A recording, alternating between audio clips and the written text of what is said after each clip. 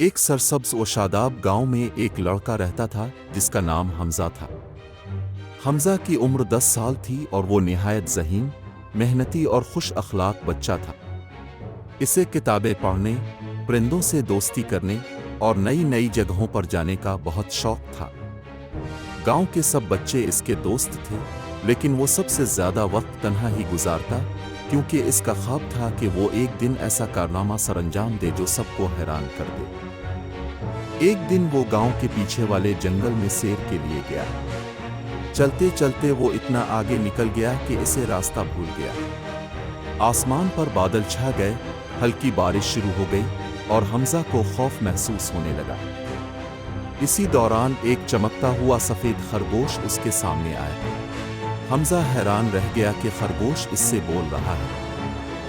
ڈرو مت حمزہ، خرگوش نے نرمی سے کہا، میں تمہارا دوست ہوں۔ آؤ، میں تمہیں ایک ایسی دنیا دکھاتا ہوں جو تم نے کبھی نہیں دیکھی۔ خرگوش حمزہ کو ایک درخت کے نیچے لے گیا جہاں ایک چمکتا ہوا دروازہ تھا۔ جیسے ہی دروازہ کھلا، حمزہ ایک خوبصورت وادی میں داخل ہوا۔ وہاں پرندے انسانی زبان بولتے تھے، درخت گاتے تھے اور جانور آپس میں مل جل کر رہتے تھے۔ وادی کا نام تھا دوستی نگر۔ حمزہ نے وہاں ایک چڑیا، ایک بندر اور ایک ہرن سے دوستی کی۔ ان سب نے اسے بتایا کہ یہ وادی صرف انہیں دکھائی دیتی ہے جو دل کے سچے اور نیت کے صاف ہیں۔ مگر ایک خطرہ وادی پر منڈلا رہا تھا۔ ایک پرانا سانپ جس کا نام تھا زہریلا ناگ دوبارہ لوٹ آیا تھا اور دوستی نگر کو تباہ کرنا چاہتا تھا۔ زہریلا ناگ ہر رات آ کر جانوروں کو ڈراتا، ان کے گھونسلے توڑ دیتا اور وادی میں اندھیرا پھیلانے کی کوشش کرتا۔ جانور بہت پریشان تھے۔ انہیں ایک بہادر ساتھی کی ضرورت تھی جو ان کی مدد کرے۔ حمزہ نے ہمت کی اور کہا، میں تمہارے ساتھ ہوں، ہمیں مل کر زہریلا ناگ کا سامنا کرنا ہوگا۔ چڑیا نے حمزہ کو ایک طلسمی پر دیا جو اسے ہواؤں میں الفانے کی طاقت دیتا تھا۔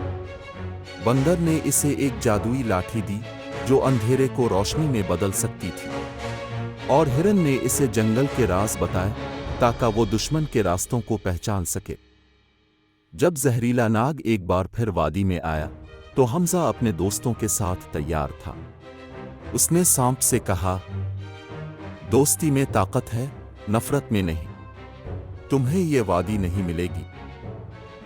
زہریلا ناگ زور زور سے ہنسا اور اس پر حملہ کیا، لیکن حمزہ نے جادوئی لاٹھی بلند کی اور پر کا استعمال کیا۔ روشنی پھیل گئی اور سانپ کی آنکھیں چندھیا گئیں۔ وادی کے سب جانور جمع ہو گئے اور سب نے مل کر دوستی دوستی کے نعرے لگائے۔